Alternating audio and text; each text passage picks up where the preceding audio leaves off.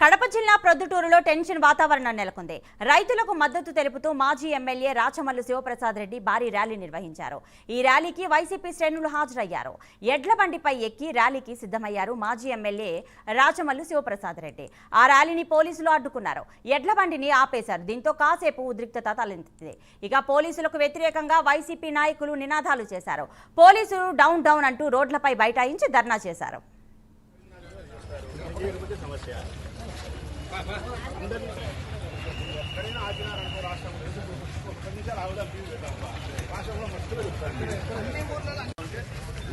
రెండోది వాక్ స్వాతంత్రం ఉంది. ఇతర కార్యక్రమానికి అదే మార్గంలో వ్యక్తపరిచే అధికారం అవుతుంది.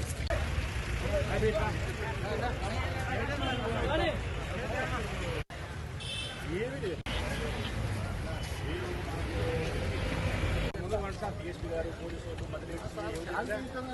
ఎవరి దగ్గర ఇన్నే ఏంటంటే రైతుల పక్షాన కాబట్టి అదొకటి. రెండోది స్టేట్